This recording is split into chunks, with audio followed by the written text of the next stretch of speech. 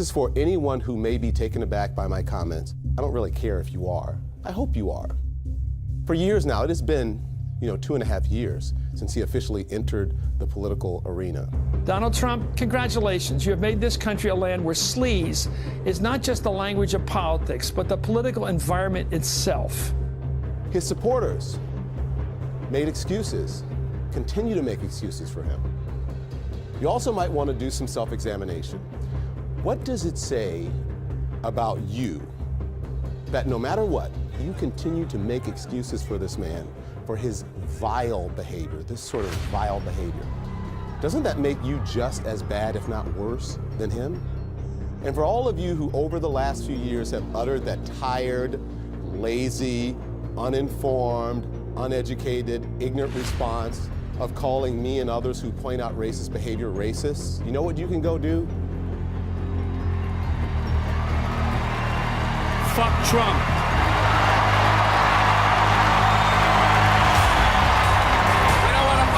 Get the fuck away from us. We don't want to fucking hear from you. We got nothing to fucking say to you. Get the fuck away from our... Get out of his face. We don't want anything to do with you. You're a fucking spash. It's fucking over. The discourse is over. We have argued, we have pondered. The discourse is over. We're not going to be polite anymore. We're going to fight back. We begin with several developing stories here on a Friday night. First, the violent and bloody clashes outside a Donald Trump event. Violent scuffles ensued, all of this becoming a part of a pattern of unrest fueled by antagonism and divisive rhetoric. Kelly Burke is charged with disorderly conduct. Investigators say she was screaming obscenities at a teenage girl, all because she was wearing a T-shirt supporting President Donald Trump. You're a piece of shit, bro. You're a fucking piece of shit. Why did he get his hat taken by somebody who dislikes Donald Trump? Are you talking to the president? You ain't support shit, nigga. Just make that hat great again and burn it right in the trash. Look, nonviolence worked, and we are going to try to stop this. What we've got to do is fight in Congress, fight in the courts, fight in the streets.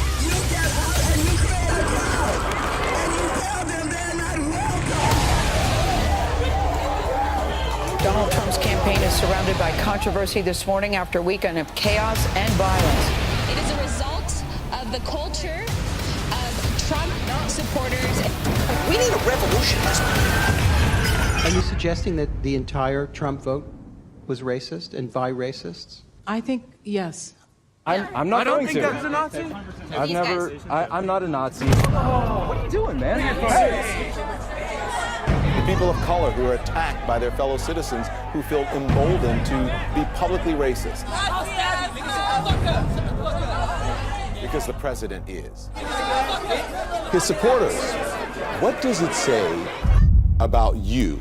A terrifying night of violence as Donald Trump supporters were attacked by an angry mob waiting for them outside a Trump rally. This guy like sucker punched him in the back of the head. You also might want to do some self-examination. Another fist fight's about to break out right now. Trump supporter is getting pummeled right now. One Trump supporter got knocked around when a fight broke out. A homeless woman confronted as she showed her support for Donald Trump and his star on the Hollywood Walk of Fame. You continue to make excuses for this man, for his vile behavior. Doesn't that make you just as bad, if not worse? The protesters shaking cars, breaking taillights. The mob even followed the Trump supporters to their cars. We will punch some people in the face. Trump supporters harassed, beaten, and bloodied by mobs of protesters. Who ruled? These are anti-Donald Trump protesters. He's bleeding bad.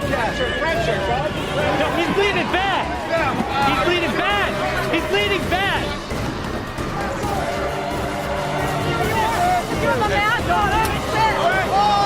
Man viciously beaten, all because he voted for Donald Trump. Oh shit, he's bleeding. Yo, bleeding.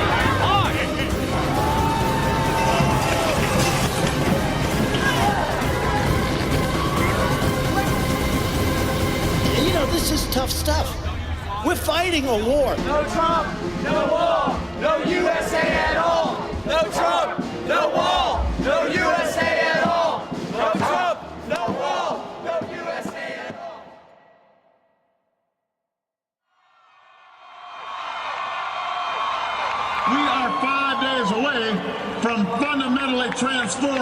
United States of America.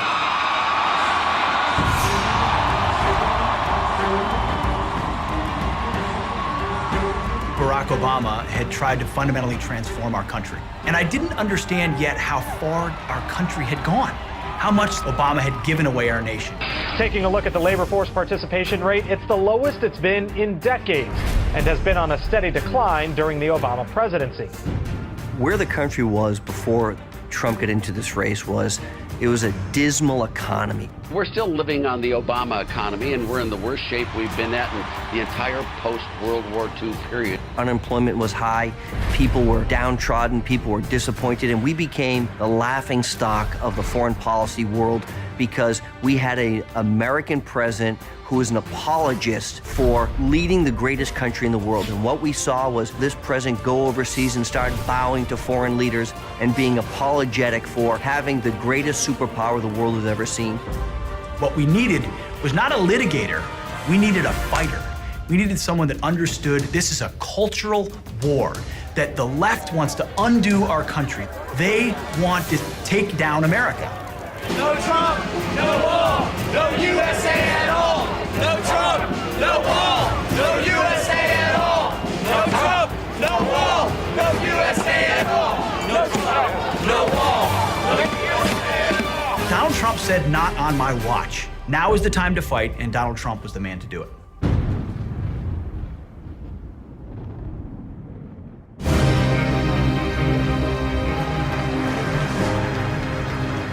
We don't have victories anymore.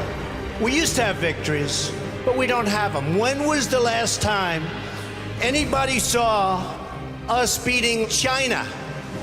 When did we beat Japan at anything? When do we beat Mexico at the border? They're laughing at us, at our stupidity. The U.S.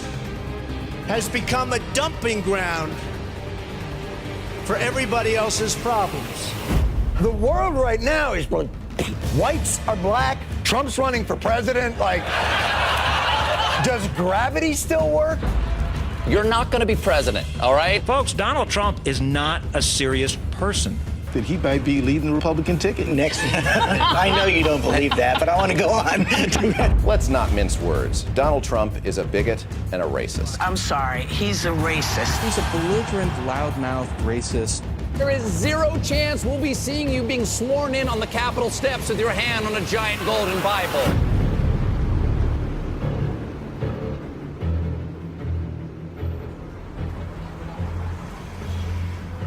The very first thing I noticed about Donald Trump was when he came down the escalator and he said, "I'm rich."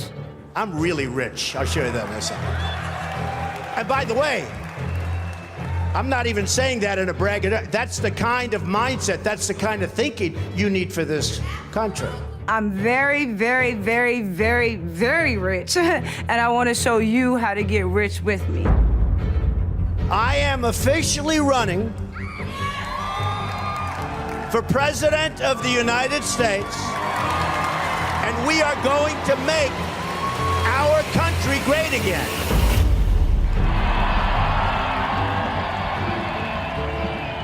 So this began as 500 people in a ballroom in Phoenix. And the hotel called us up. And they said, "Please don't do it here. We're going to be swamped. It's going to destroy the building. And we will make America great again."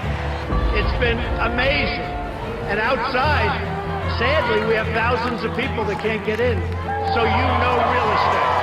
You know real estate. We're going to do it. I love you all.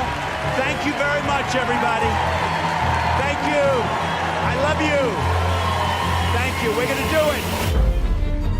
I think in the primaries, the candidates that were fielded by the Republican Party, it was the best group of candidates that I've ever seen run for the Republican nomination. And it's one that Trump was able to dispense with very quickly and I think very easily. And that's because he connected to voters in a way that they didn't. I was told by everybody, do not go to Iowa.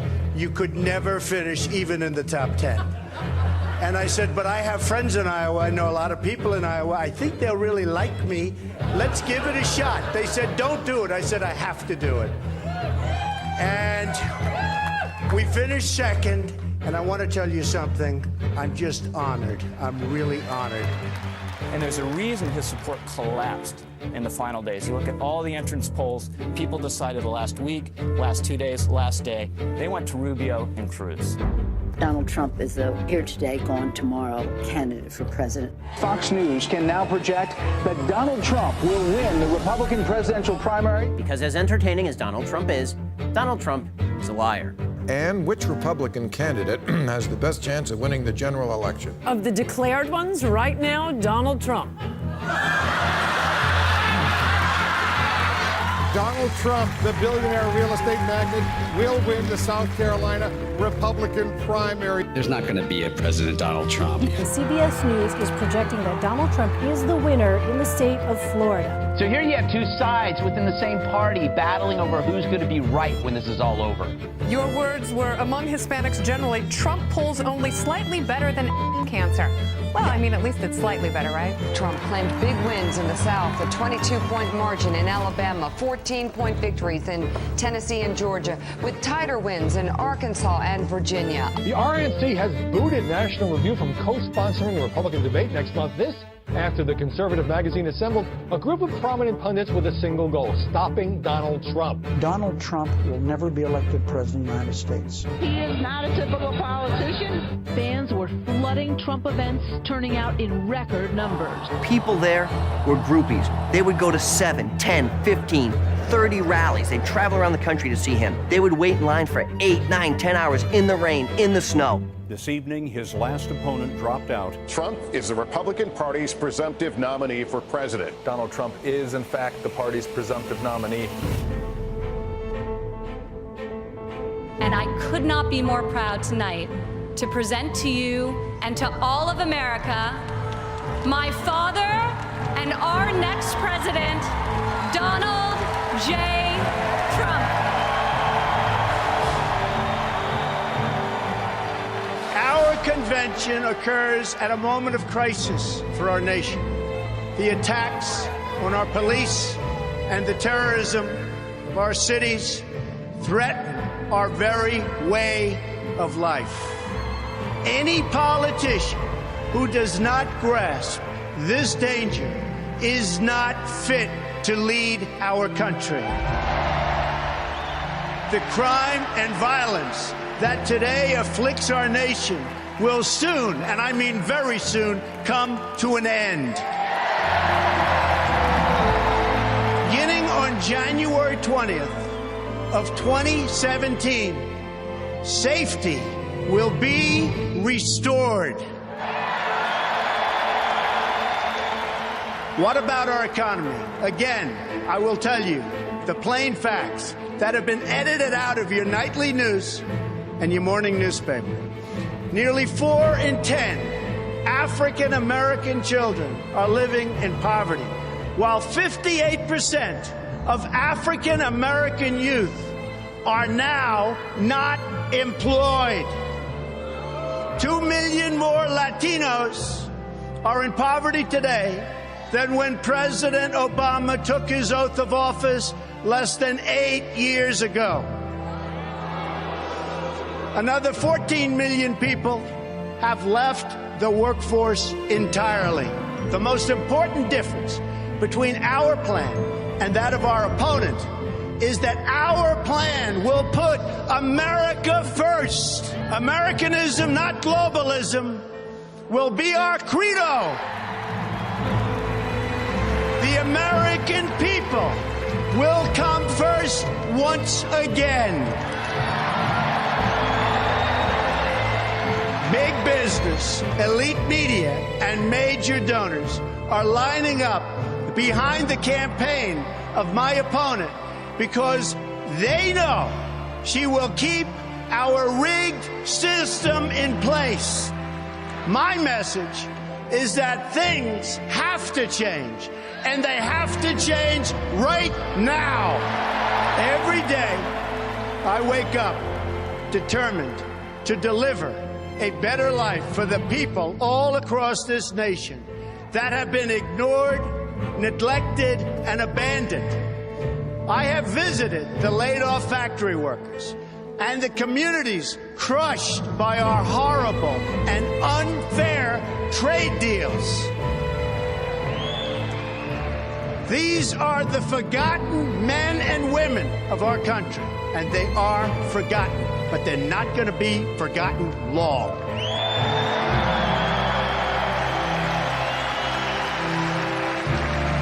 These are people who work hard, but no longer have a voice. I am your voice.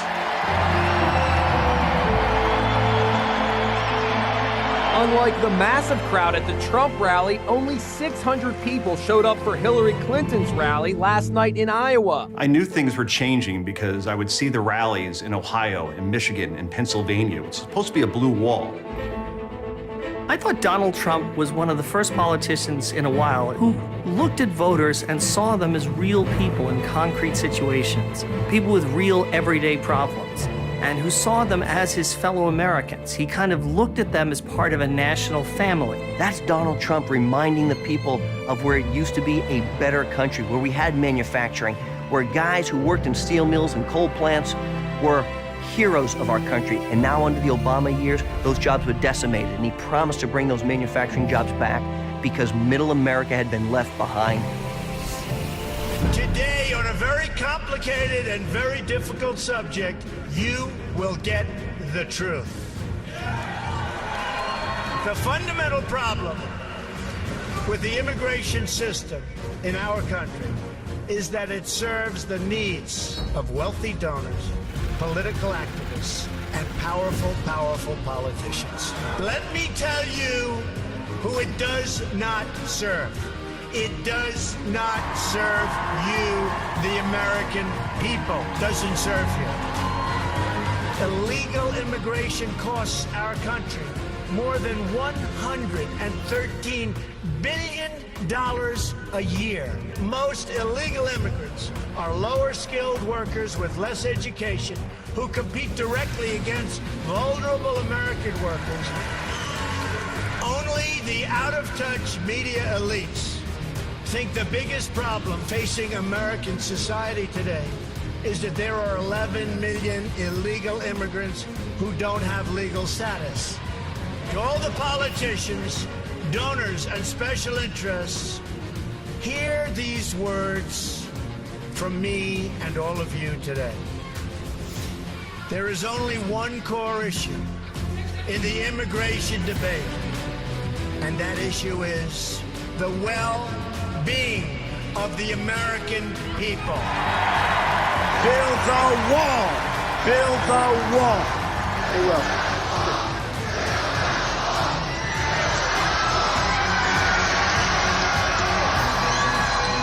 Oh, we'll build it. We'll build it. Who's gonna pay for it?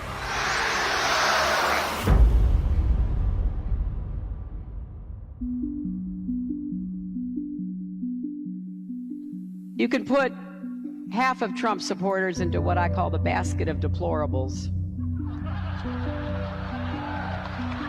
Right? The racist, sexist, homophobic, xenophobic, Islamophobic, you name it. When Hillary Clinton called our voters and our supporters deplorable, I think it helped change the dynamics of the entire race. So what does she get out of criticizing a quarter of the country, presumably some of whom she'd love to have vote for her?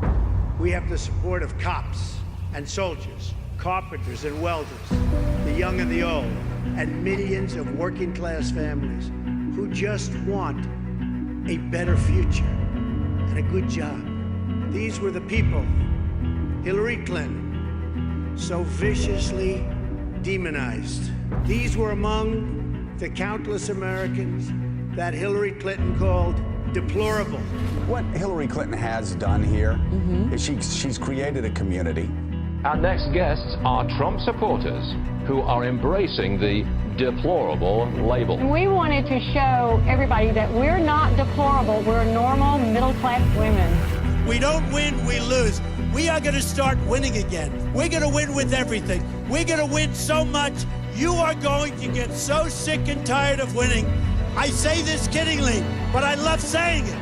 You are going to get so tired of winning. You're going to say, please, please, Mr. President, we can't take it anymore.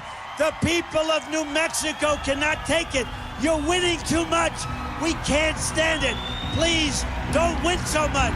And I'm going to say, I'm sorry. We're going to keep winning. We are going to make America great again.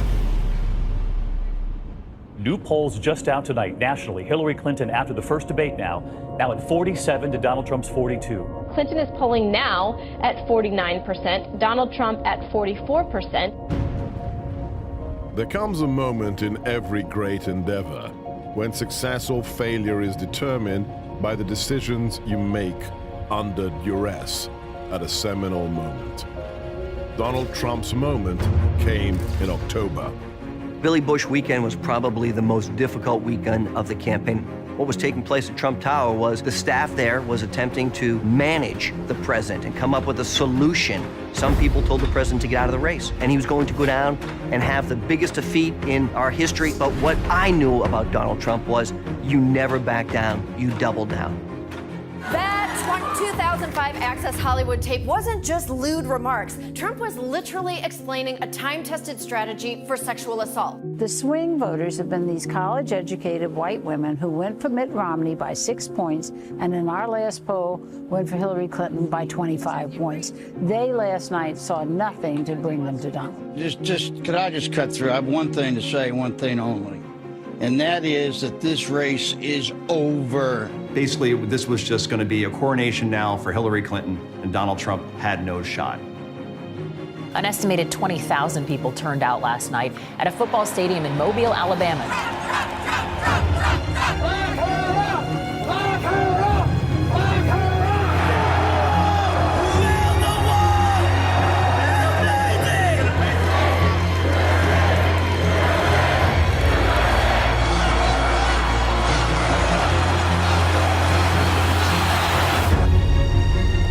NBC News Survey Monkey poll is out today. It puts Hillary Clinton up by 10 points over Donald Trump. The first exit polls come out, and the margin is so bad that there's basically not enough votes left to go and make it up. We're going to lose everything. And in CNN, you can feel the jubilation that the reporters are having. You know what we haven't had in a presidential election in a long time? A real landslide. And I don't want to oversell this here, but at least right now, in this moment, we're seeing an interesting possibility in this presidential race. It was funny because when I saw Florida come in and they refused to call it for Donald Trump, I knew at that moment that CNN didn't want to call it because it would be the end of it all. The result of the election hasn't been officially declared yet, so I knew at that moment that the president had won. I did not think the swamp could be beaten. I did not think that the Hillary Clinton machine could be beaten. I did not think that Donald Trump would beat them. The biggest surprise of the night.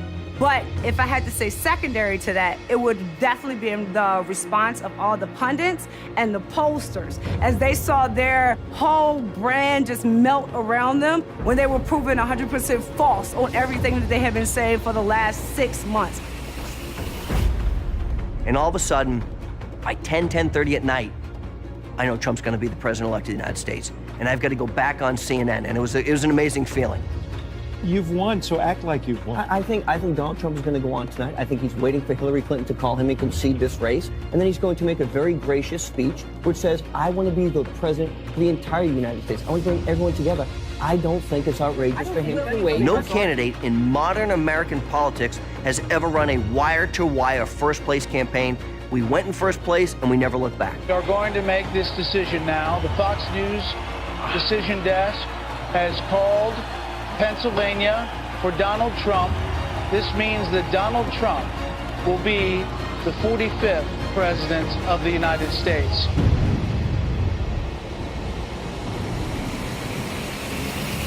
There are demonstrations in major American cities across the country tonight over the election of Donald Trump. Tens of thousands marched in streets across the United States on Saturday. Protests held in big cities such as Los Angeles, New York, and Chicago, but in Portland Saturday night, it turned violent.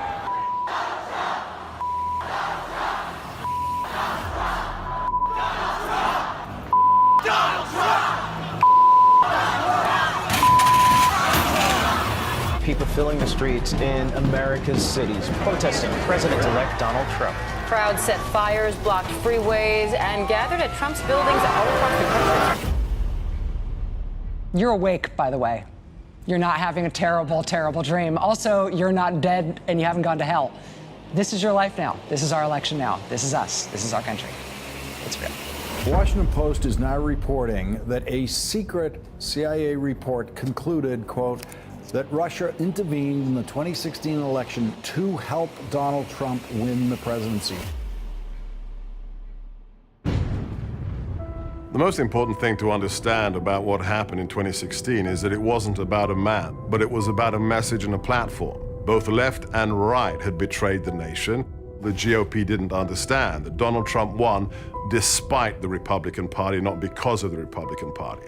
When he took this country over on January 20th, 2017, we were in real trouble, and we still are. I attended the inauguration with my wife, was going to become a citizen just a month later. She had never heard a politician speak like this, and she mentioned that this is going to be a presidency like we'd never seen before. And when you listen to that inauguration speech, you understood that he was getting ready for battle. We will reinforce old alliances and form new ones and unite the civilized world against radical Islamic terrorism, which we will eradicate completely from the face of the earth. And after that speech, we got a preview of exactly what the media was going to do in terms of coverage of Donald Trump, in calling it dark, in evoking Nazism, in saying all the most horrible things that you can say about an inauguration speech. When he said today, America first, it was not just the racial, the Hitlerian background to it. This American carnage stops right here and stops right now. The media can't resist it. Why can they always not resist comparing folks to Nazi Germany or Hitler? From this day forward, it's going to be only America first. America first. We want to hear that message of America first. However, it carries with it overtones from the 1930s when an anti-Semitic movement saying we don't want to get involved in Europe's war. It's the Jews' fault in Germany. The words themselves carry very ugly echoes in our history. Finally, we must think big and dream even bigger. In America, we understand that a nation is only living as long as it is striving. We will no longer accept politicians who are all talk and no action, constantly complaining, but never doing anything about it. The time for empty talk is over. Now arrives the hour of action.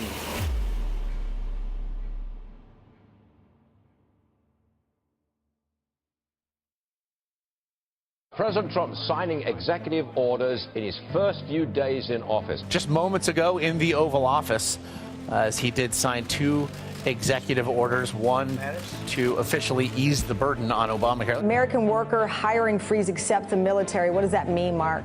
Tamron, it's about, saying that there should be no more civil servants in the federal government, that they're not going to grow the size of the government with federal workers. What do you make of the signing of these executive orders and the president withdrawing the United States from TPP?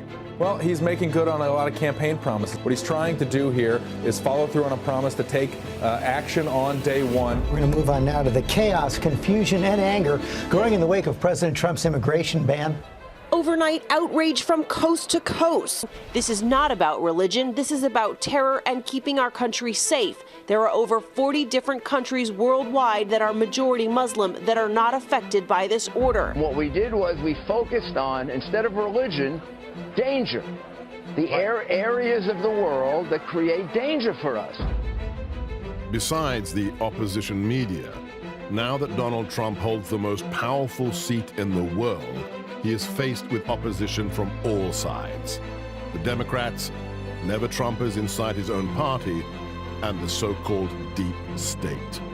You know, people call it the deep state or the administrative state or the entrenched political class. These are the people who are making millions off the political system of the United States. Washington is a swamp, and it's filled with people, Republicans and Democrats, who don't have the country's best interests in mind. And these are the people who oppose Donald Trump. Because he has his own people working against him. They're not part of the solution. They're part of the cabal, they're part of the swamp, and they're part of the problem. Trump needed the time to learn how the swamp worked. All of us want the swamp drained, but you cannot drain a swamp without actually knowing how it works first. And that's the same thing with progressivism. You can't pull it out by its root if you don't understand how it got there in the first place. The Democrats are suffering from a massive identity crisis and haven't been able to get their hands around the fact that they lost to Donald Trump, which has created a political vacuum in this country that the mainstream media has jumped in to fill. And they just can't get over the fact that they lost. So right after the election's over with, we start getting all these stories about Russian collusion.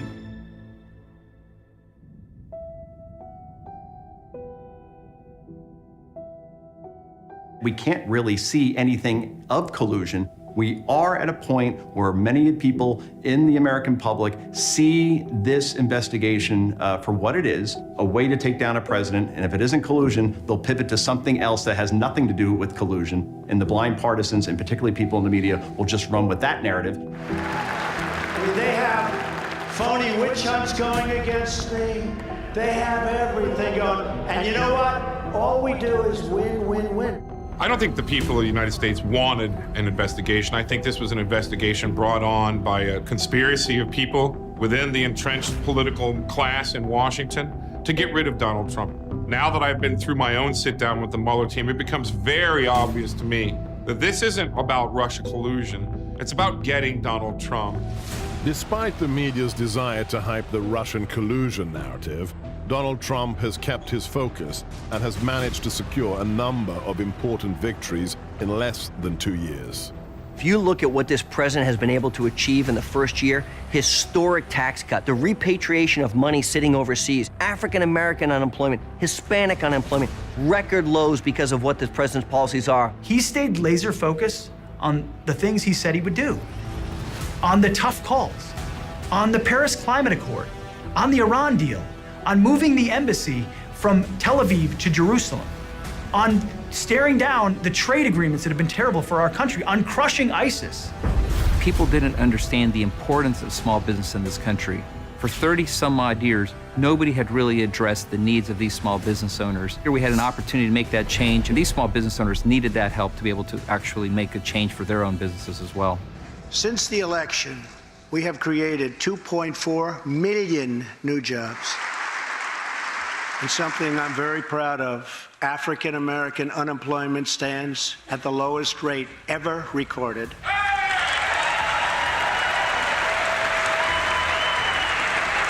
Unemployment for Hispanics hit an all-time record low in June, and new polls showing that Trump's approval rating among Hispanics rising rapidly. Not only because of the tax cuts, but because the deregulation that he has forced through the stroke of his pen. He has removed the government boot off a small business's neck. We've seen big companies and small companies alike who are saying, because of the policies of this administration the first year and a half, we're growing our business. Our economy is moving in the right direction. That alone would be enough for any other president to secure a re-election right now. You couple that with the success that he's had in getting a Supreme Court justice on the court, more federal bench justices than any president in his tenure at this point ever in history. You look at the Conservative Heritage Foundation, they say, in his first year, Donald Trump has done about 64% of our mandate for leadership.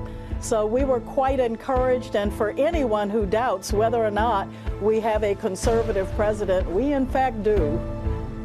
I've been astonished to watch what it looks like when you see the speed of business versus the speed of government, the speed of action versus the speed of promises.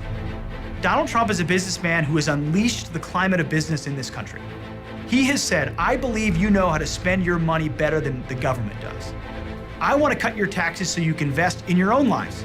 You can invest in your employees. You can invest in your business. I'm going to reduce regulations so that small business that doesn't have an army of accountants and lawyers and litigators and lobbyists, they're on a level playing field with those big guys that play very well and cozy inside the rigged system. But Donald Trump understands he wants equality of opportunity, not equality of outcome. We can unleash the engines of capitalism. He has unleashed the miracle of free market economics because as a businessman, he understands that that's how you unleash the promise of America.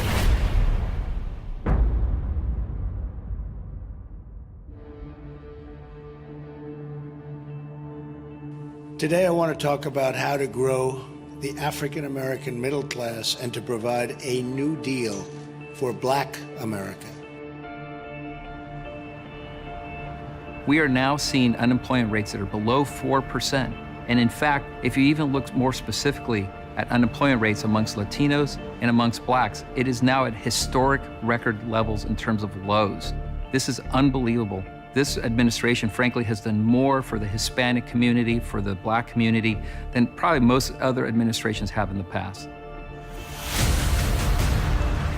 Well, at the beginning of the Obama years, especially within the black community, we were all excited that America had proven that it was able to get past this racist background. And we were excited about being able to elect the first black president. We thought for sure he would do things specifically to help the intrinsic and intransigent problems within the black community, the high unemployment rate, the black-on-black crime. Shooting violence has gotten so bad in Chicago that gunfights are breaking out now at existing crime scenes.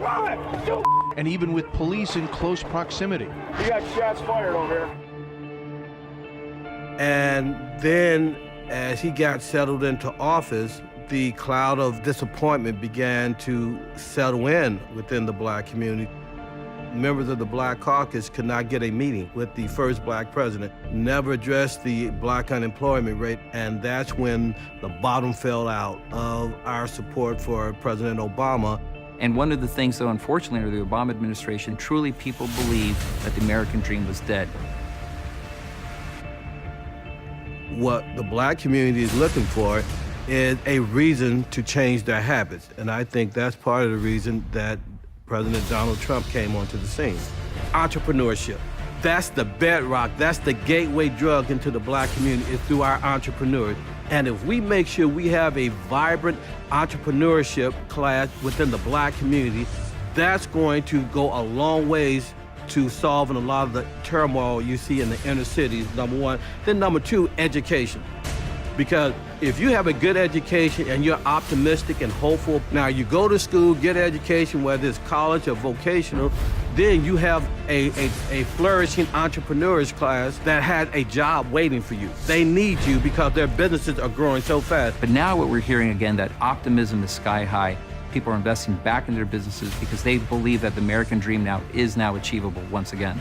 That deal is grounded in 3 promises: safe communities, great education, and high-paying jobs. And the moment you reach out to them and you start taking them seriously as businessmen, you're gonna see actual conservatism come into the picture, actual ideas come into the picture. I will also propose tax holidays for inner-city investment, a new tax incentive to get foreign companies to relocate in blighted American neighborhoods, and they will do that. It will be worthwhile. It's called incentive. They will do it. Uprooting progressivism and getting it out of our country so we're not on the brink of democratic socialism. I will produce, and I will get others to produce, and we know for a fact it doesn't work with the Democrats. There's a lot at stake at this moment right now. And if Donald Trump chooses capitalism and chooses that fight at this moment, I think you change the entire trajectory of this country for what progressives have done the last 100 years.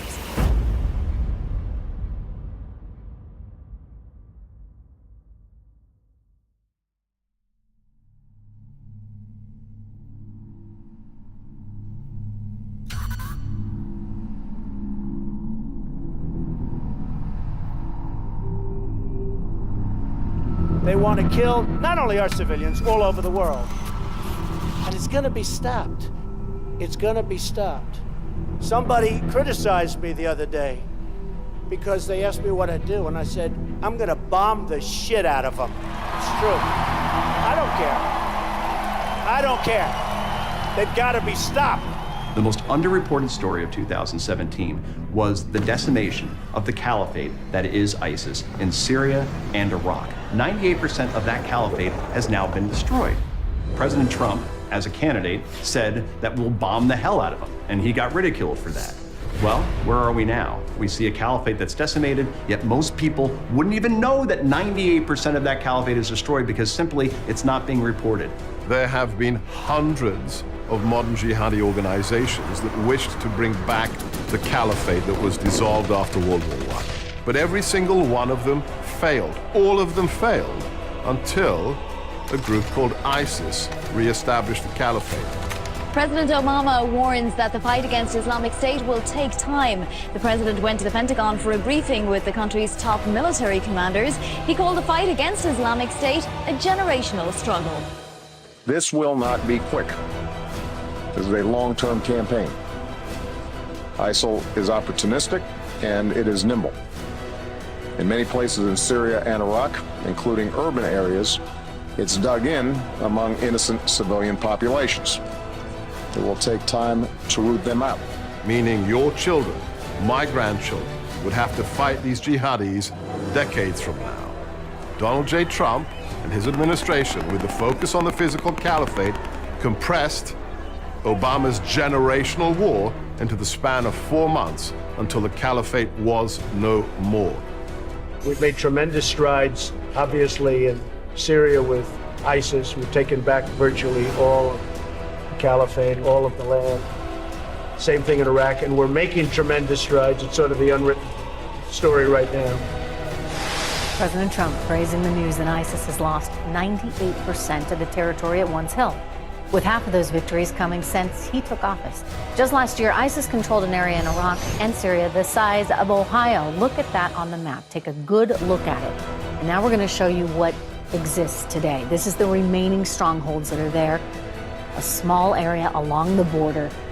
So, big accomplishment. I'll never forget seeing the black flag of ISIS fly over Fallujah, Ramadi, Samarra, other towns that Americans had fought to liberate. And when we saw that, the images were jarring, but the response was infantile. Barack Obama called them the JV team. In January, President Obama told the New Yorker magazine's David Remnick that ISIS, which was then still considered a part of al-Qaeda fighting in Syria, was like a JV basketball team. We're not here to play games. We're not here to build schools. We're not here to hand out soccer balls. We're here to put a rifle round between the eyes of ISIS, to drop a Moab on their face and make sure they never come back to this earth. And here we are now, and the ISIS caliphate has been destroyed. That's the kind of leadership I want, is a commander-in-chief laser-focused on destroying the enemy. Where are the front page headlines? Where are the deep dive stories about the lives that were saved? Where's the talk of the courage of Iraqis, of Kurds, of Syrians, of Americans, putting their life on the line so that ISIS dirtbags can be put into the dirt? Of course, those stories aren't told, because those stories would amplify the success of a commander-in-chief that this media hates.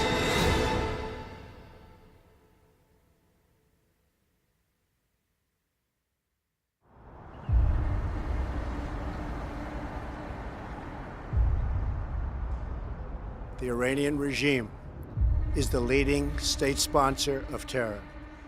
It exports dangerous missiles, fuels conflicts across the Middle East, and supports terrorist proxies and militias such as Hezbollah, Hamas, the Taliban, and Al-Qaeda. Therefore, I am announcing today that the United States will withdraw from the Iran nuclear deal.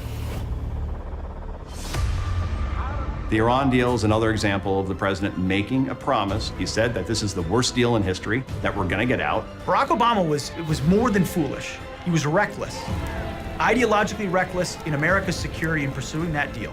They were foolish enough to think that if we gave the Iranians billions of dollars of pallets of cash, the Ayatollahs over there, the radical Islamists, would give up their nuclear weapons, stop their ambitions to chant death to America and wipe Israel off the map. Except everything we've seen since we signed that horrific deal is they've only funded their military operations more. They've only exported more Islamic terrorism in the region. They've only sought to expand their influence, undermine America, and undermine Israel in the process. And thank God, we have a president who stepped up and said, that's not a deal worth making, let alone a deal worth keeping. America will not be held hostage to nuclear blackmail. We will not allow American cities to be threatened with destruction. And we will not allow a regime that chants death to America to gain access to the most deadly weapons on earth. Today's action sends a critical message. The United States no longer makes empty threats. When I make promises, I keep them. The new provocation from North Korea, what could be the most dangerous yet, a new missile launched being called a breakthrough, a successful test of an intercontinental ballistic missile, possibly capable of reaching Alaska. North Korea's official statement celebrating the launch, promising to root out what they see as the U.S. threat. If you remember August of 2017, we were on the verge of World War III. North Korea was lobbing missiles over Japan, was threatening Guam, had nuclear capabilities, and the president said that Kim Jong-un and the North Korean people will be met with a fire and fury like the world has never seen. The United States has great strength and patience, but if it is forced to defend itself or its allies, we will have no choice but to totally destroy North Korea.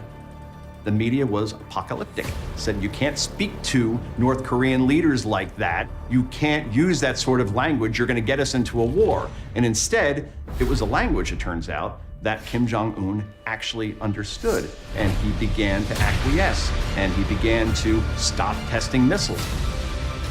North Korea will not find security and respect through threats and illegal weapons.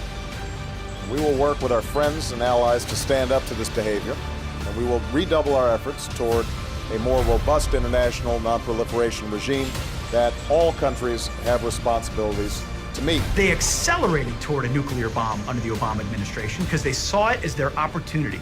Ironically, that's the number one issue Barack Obama said he was handing to Donald Trump to solve on the world stage. And what has President Trump done? He's forged a path to solve it. But he didn't play by the consensus games of Washington, D.C. Never once did intelligentsia crowd say, you know what you should do? You should tell Kim Jong-un fire and fury is coming his way. You should tell Kim Jong-un he's going to get a bloody nose if he tries it again. You should ramp up troop deployments, ramp up military exercises, maximize the pressure, utilize China to put pressure on North Korea. And here we are. We're getting actual action on the Korean Peninsula. And now we have all sides talking, and people are talking about Donald Trump, of all people, winning a Nobel Peace Prize. Republican Congressman Luke Messer launching an effort to nominate President Trump for a Nobel Peace Prize. That could end up being his legacy. That could end up being his biggest accomplishment as president if he is actually able to denuclearize the Korean Peninsula.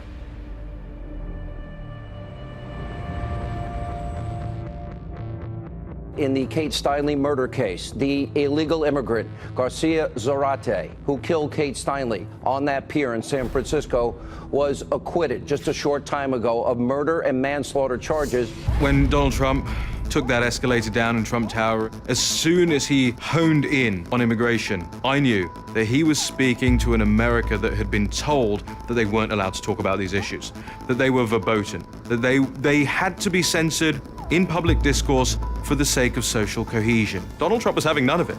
Donald Trump stood on that stage and said some of the most extraordinary and true and revelatory things about mass migration. But I speak to border guards, and they tell us what we're getting. And it only makes common sense. It only makes common sense.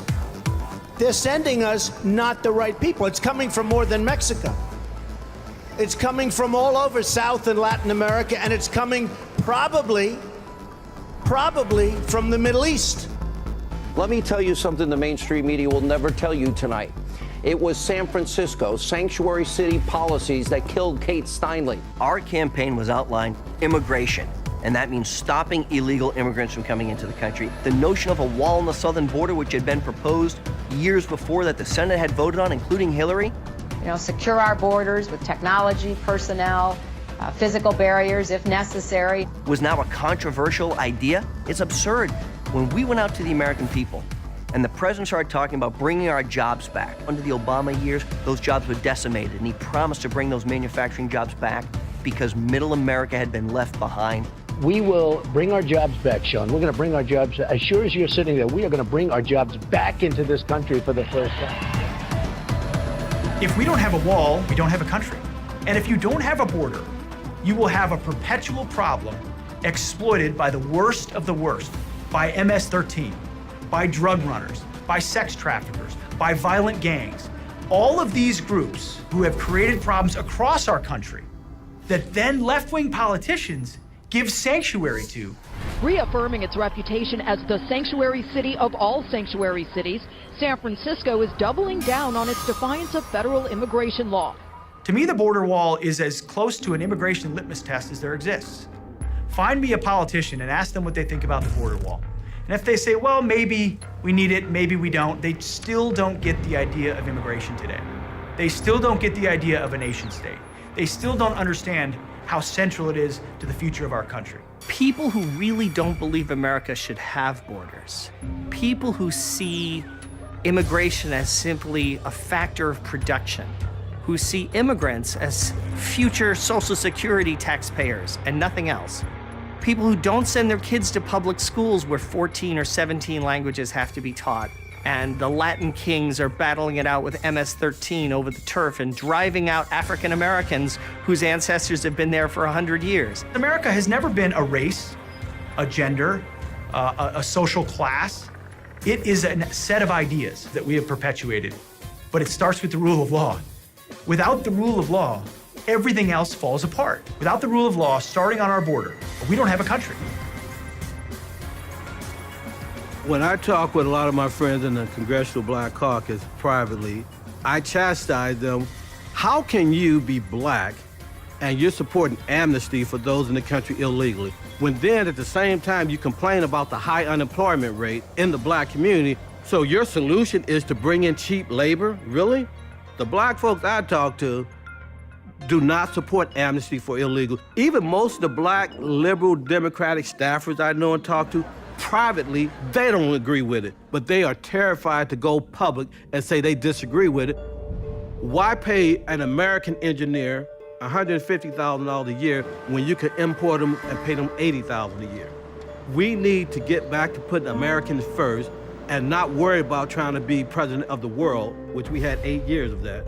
Now we have a president that's singularly focused on, if it's good for America, then it's good for the world. That's a total paradigm shift. What President Trump is doing with this issue of illegal immigration is resonating in the black community. What we have to do is do a better job of giving these people a microphone to talk about how they feel about that issue.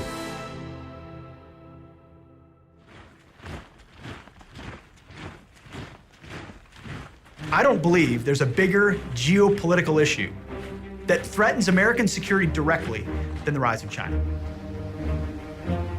America is the most powerful nation the world has ever seen, on every metric. Nevertheless, there is one nation that has both the desire and the potential to displace us. They see their culture as better than anybody else's, and they see the last 100 years as an anomaly, as a humiliation by the West. What we have today is a modern-day economic superpower. The Chinese today are becoming more communist. They're becoming more oppressive at home. They're becoming more expansionist internationally. China's goal is to diminish the United States at all costs, because China's rise and ultimately China's world domination is to make sure that the United States is defeated. And they're doing everything in their power by using information means, as well as supporting America's enemies, stealing America's technology. The amounts that have been stolen by the Chinese have just been extraordinary, in the trillions of dollars of valuable U.S. technology. And they're using that technology to build up their military as well as their diplomatic, economic, and intelligence infrastructures. Once you work in the White House, once you have access to the intelligence that the most powerful intelligence community in the world can provide, you tend to see things differently. I came to realize that the only truly strategic long-term threat that America faces is, in fact, from China. China has a plan to displace us by the 100th anniversary of the Chinese Communist Revolution in 2049. 2049 is 100th anniversary of Chinese People's Republic of China. In the 2021, they want territorial integrity, which means they want Taiwan, they want South China Sea. And then in 2049, they want to overtake the United States. The flashpoints between the United States and China are clearly in the Pacific. The South China Sea, which sees $5 trillion in trade annually, has been militarized and literally taken over by the Chinese in a covert operation to build small islets throughout the sea and begin militarizing them with missiles. Any of these three flashpoints could erupt into a regional conflict unless the United States takes major action to push back against this Chinese hegemonism. Mr. Xi, for years, he was a very cautious guy. He understood how to climb up in China. To climb up in the communist ladder, you have to be harmless. People are not afraid of you. You're not in anybody's way. But when he got to power, now he's showing his true color. We see him using Mao's language. We see him raise issues like what Mao raised. Xi Jinping comes from a veteran family. Both his parents are communist high-ranking leaders. He grew up in that environment.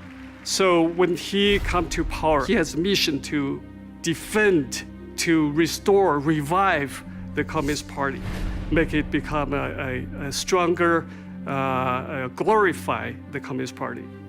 China is definitely a totalitarian regime because it's control everything. China is control everybody's thinking, everybody's social behavior, and everybody's speech, and not a single regime in the history can have such a total control over its people. The totalitarian machine, the whole country is a police state. They have developed a strategy, the One Belt, One Road strategy, and they've developed a doctrine called unrestricted warfare to undermine us in indirect ways, specifically economic warfare and political warfare and the development of military technologies that leapfrog over conventional military technology development.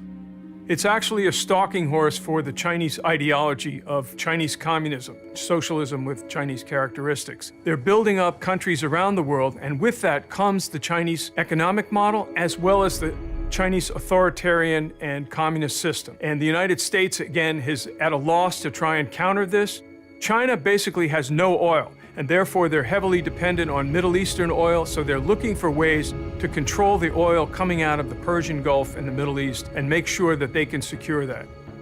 I think President Trump perhaps is one of the smartest presidents we have. And his engagement with China, I think as a businessman, first he understands personal relationship.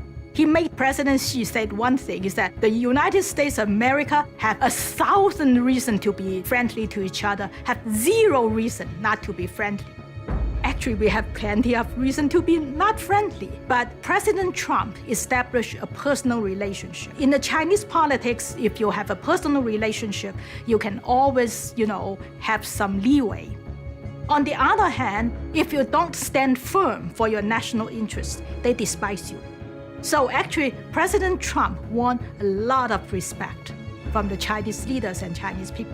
We've lost 70,000 factories since China joined the World Trade Organization, and you've seen that, you've heard about it. 70,000. The World Trade Organization, another one of our disasters. But this election, the American people voted to end the theft of American prosperity. They voted to bring back their jobs and to bring back their dreams into our country. That's why I'm here today. In just a few moments, I will be signing a Buy American and Hire American executive order. You haven't heard about that in a long time in this country. With this action, we are sending a powerful signal to the world We're going to defend our workers, protect our jobs, and finally, put America first. Donald Trump was one of the first politicians to recognize the threat from China. He broke with the business community and that he wasn't going to go along with business as usual by ignoring China's aggression in the South China Sea and other areas, ignoring China's human rights abuses.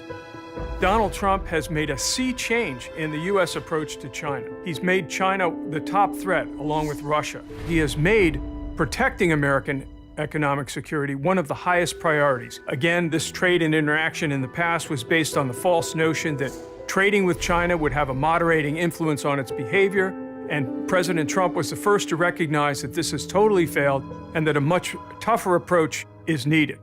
We're going to be fulfilling another campaign promise by taking firm steps to ensure that we protect the intellectual property of American companies and, very importantly, of American workers.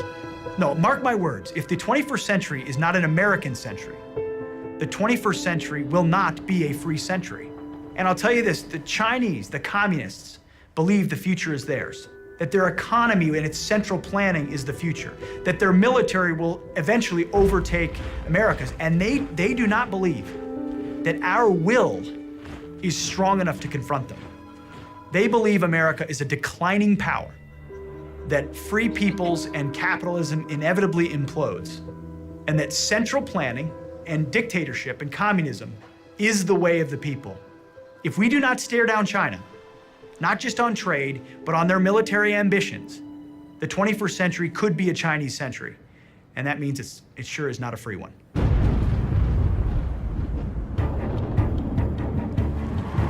The deplorables know that they've been doing the heavy lifting for a long time.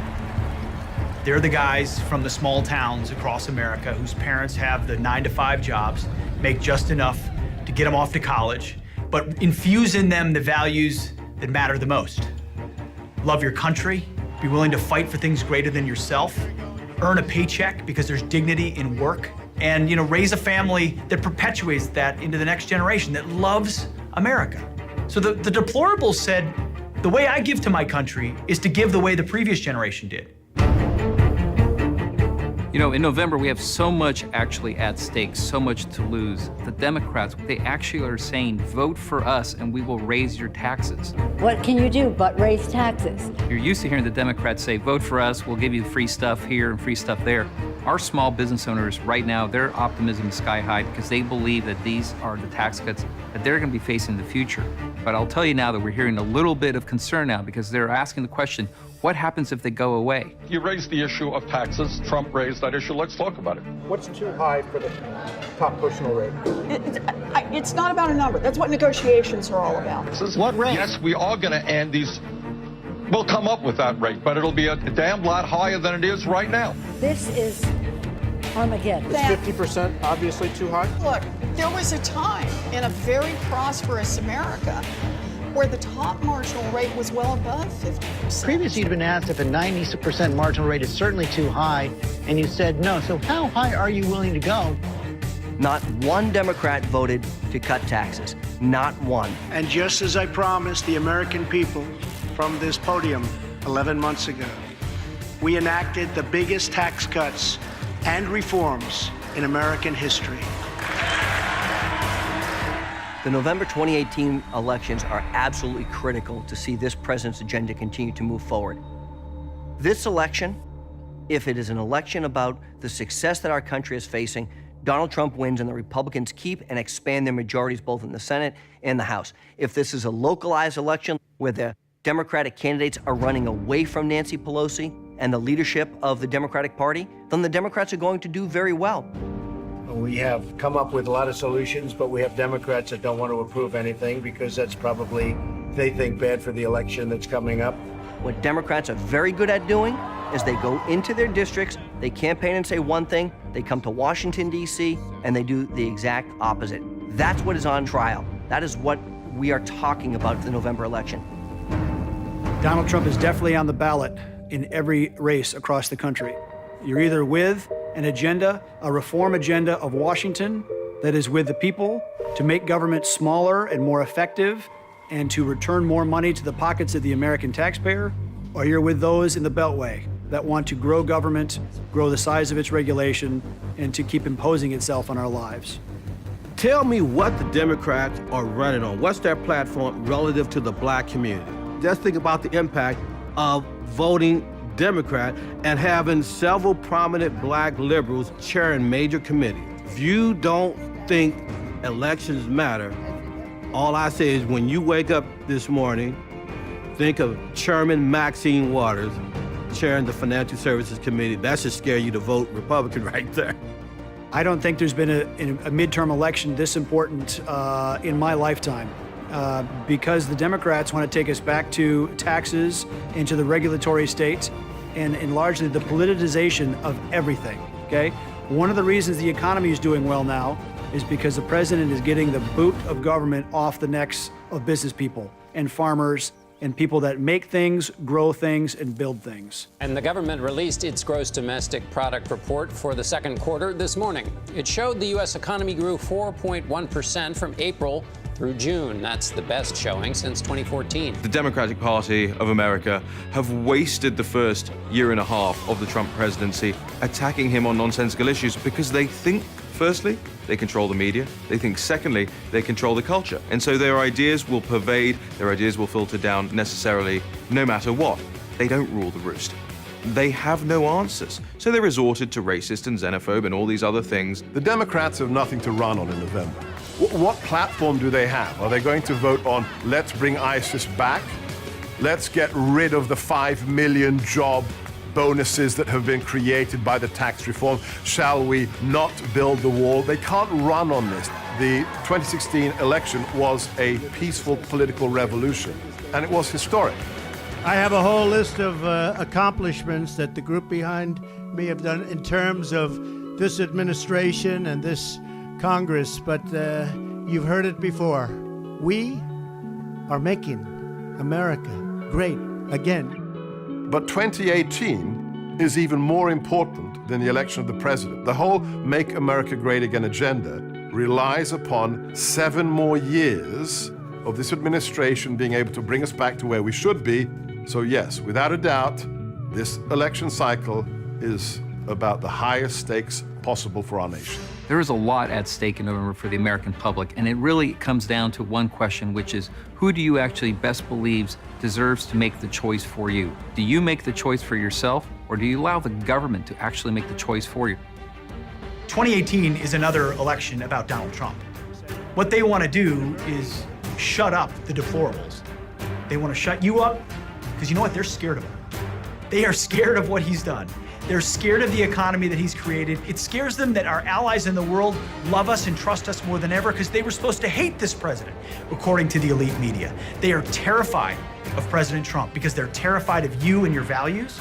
There's a new Gallup poll that shows President Trump's rating are on the rise, and 90%, in fact, of his party supports the president. That's the second highest rating in modern history for the GOP.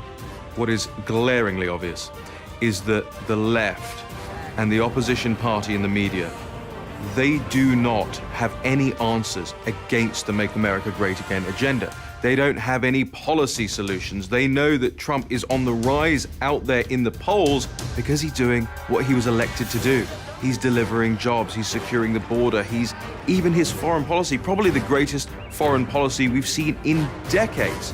2018, therefore, represents a vote for Donald Trump or a vote for impeachment of Donald Trump, because they cannot defeat this agenda at the ballot box. Impeach 45!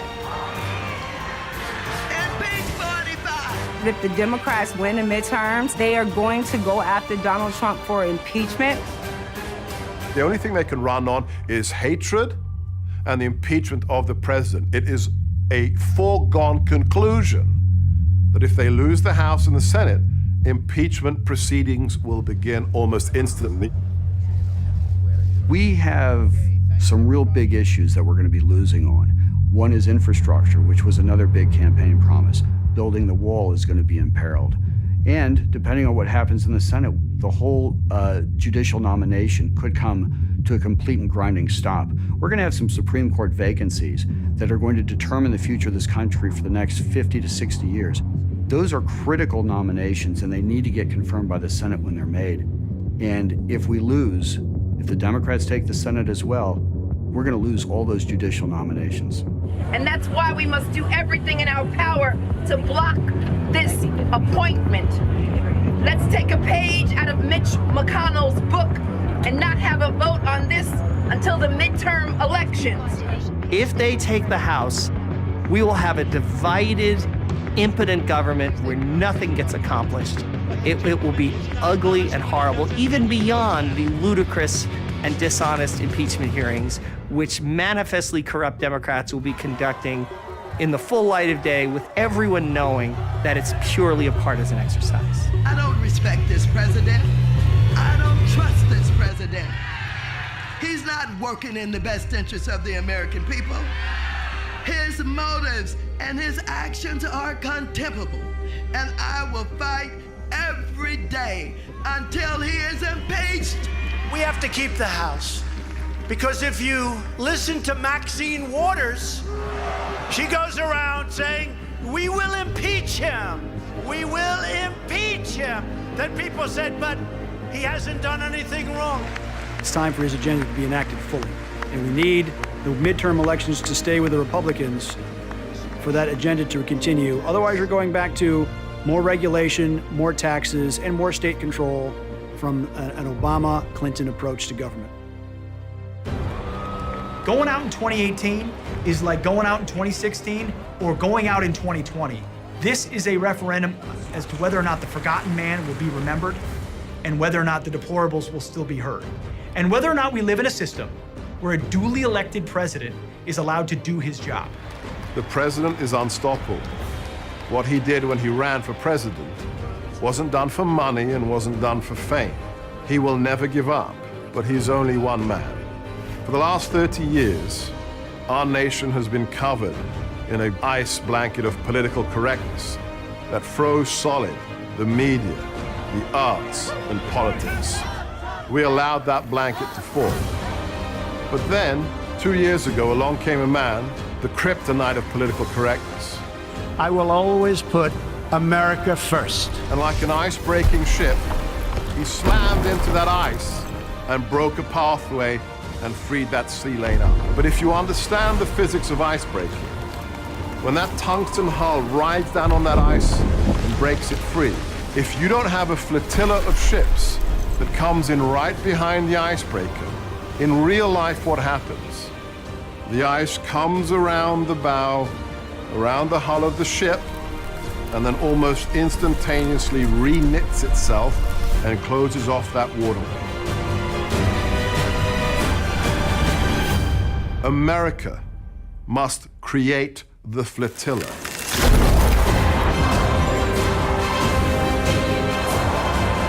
Every single person who is proud of what has been achieved must come to be part of that flotilla and to be what the military calls a force multiplier for the president. The stakes of the next election are even bigger than the one that changed the face of the nation